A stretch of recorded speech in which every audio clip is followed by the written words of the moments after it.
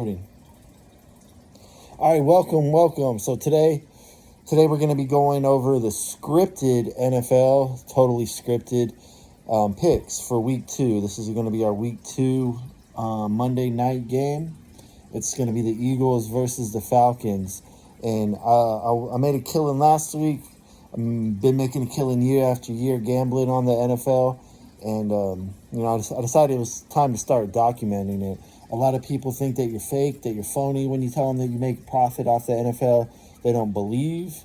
A lot of people want to hate and say that that's not possible. They say 99% of people lose money gambling on the NFL. And while I don't know necessarily if that's true or not, I do know that I have consistently made a profit year over year. Am I the top 1%? I mean, that's cool, I guess, if I am. If not, though, more power to everybody else that's making a profit on the NFL for sure. The first thing is a lot of people like to just fade the public, which I think is a terrible idea, right? It's a terrible idea just to fade the public. They got to give the public their gravy too. With that being said, the NFL is definitely 100% totally rigged. This is a fact. It's been broadcasted on television by the CEO of the NFL when he said that Goodell or whatever that goofball's name is, whenever he said that if he wanted to give every game to Tom Brady, he would. Jerry Rice called it. The whole Raiders said it was scripted when they lost that Super Bowl, right? That they were scripted. They were told which plays to lose. I think it goes back further than that. I mean, people have wrote books about it. It's more than just cheating refs. It's more than just, coaches in on it. I think the whole NFL is a playbook, right, that was written for broadcasting. So that's something to keep in mind whenever you're gambling off the NFL. Whenever I make my picks, it's something that I take into consideration, right, is that that if one team was truly better than the other team, it would make it a lot easier to make money off the NFL, right? But the thing to consider when going into games like tonight, like Monday Night Football, is the ratings, right? They got to keep people glued to the TV as much as possible. So whenever you're watching a Monday night game or a Sunday night game, it's more likely to be a trap game than a Sunday afternoon game, because Sunday afternoon games are only broadcasted to certain networks in certain areas, right? Where the Monday night game is going to be broadcasted over the entire nation or worldwide even, right? And so there's going to be a lot more eyes on the television. So if they just let Philadelphia run away with it tonight and go up by 2 or 3 touchdowns and keep that momentum going, then by the third quarter, they're going to lose tons of money in ratings and commercial ads, because the advertisers pay the NFL for a certain number of viewers to be watching their shit, right?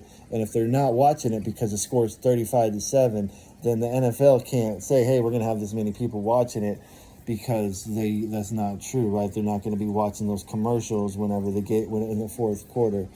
So because of that, you got to understand that there's a certain manner of thinking that goes into my picks, right? And so it's not who's the best team and who's going to win this game. Because if it was just the best team, it would be hands down. I would say the Eagles are going to run away with it.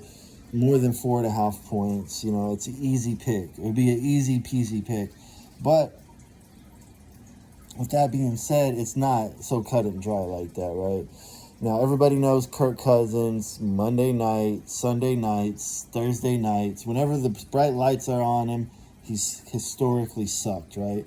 Typically, it's not a good idea to always fade the public. Tonight, we're going to be fading the public, all right? We're going to be going with the Falcons. They lost their first game. Nobody's going to be really picking them to win this game, so it's kind of a no-brainer. So what I'm going to do with my picks, the way that I'm going to make money off of this game, right?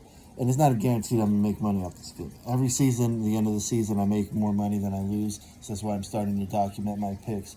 But the way I'm going to maximize my potential for profits, right, is I'm going to put about I'm going to sprinkle a little bit of money on the money line, right? Because plus 200 when it really comes down to a coin toss, right? Now, we got to understand also that the NFL has been pushing a certain narrative towards diversity with the quarterback's position, right? They want to make it They've been giving a lot of juice to ever since Tom Brady retired to diverse quarterbacks. The Patrick Mahomes, every other diverse quarterback. They got more of them coming in, right? Like, you see the Green Bay's new quarterback, the Houston Texans' new quarterback. They're really pushing this narrative, right? And so we all know the Eagles starting quarterback, supposedly bench presses or leg presses 500 pounds, and this is beastly of a man person, right? And so we understand that they're pushing this narrative, so it's possible that they may still give the game to him, right, and not let Cousins and the Vikings win this, or the Vikings, Cousins and the Falcons. But with that being said, I'm gonna sprinkle some juice on the money line, right, because everybody knows that it's more likely than not that if you're just picking the best team to win, that it would be the Eagles, right? Because it's a primetime game, there is that possibility of it being a trap game.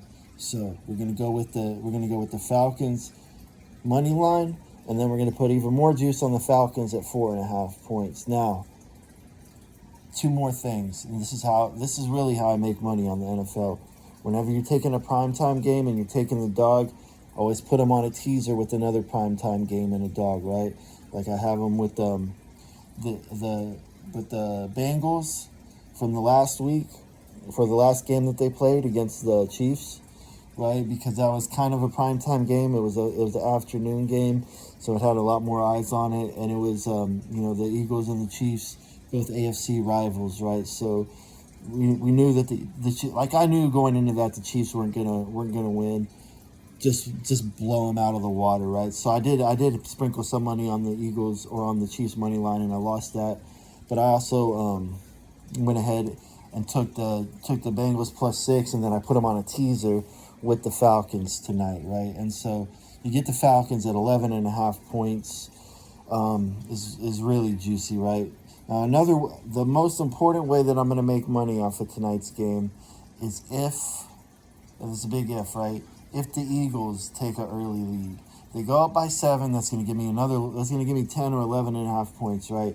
If they go up 14, you could get. They're not going to let them just run away with the whole entire game, right? But if the Eagles go up early, the Eagles go up big early, then this is going to be a great opportunity to jump on the Falcons side, right?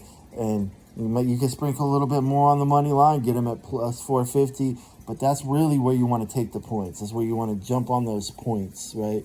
You get the Falcons at any point tonight at over 2 scores, right? Over a touchdown's ideal, but once you get 2 scores, 10.5 or 14.5 points, because then this goes back to the whole ratings factor.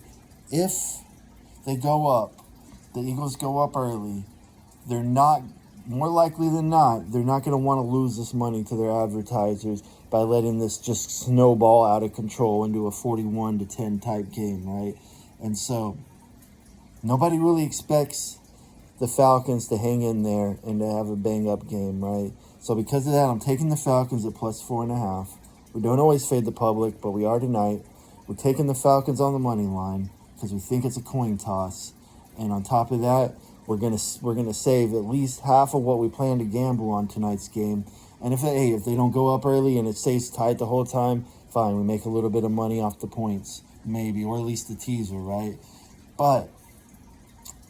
And if you don't have them with the previous teaser, you can tease them with the Thursday night or next week's Monday night. Get a primetime game, get a dog, and put some points on them. It doesn't always work out that way. Otherwise everybody would just take the dogs on the teasers, right, on primetime games, and Las Vegas would eventually start losing money because people would begin to figure that out.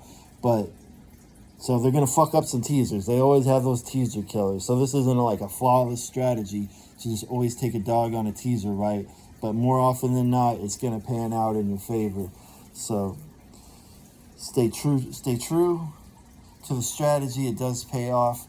This is my first official pick. I'm going with the Falcons +4.5. I'm going with the Falcons on a teaser, another primetime dog, and I'm going with the Falcons live action as soon as the Eagles go up by a score or 2. If they go up 1 score, I'm put some money. They go up 2 scores, and I put even more money. All right, that's my pick. God bless. Peace.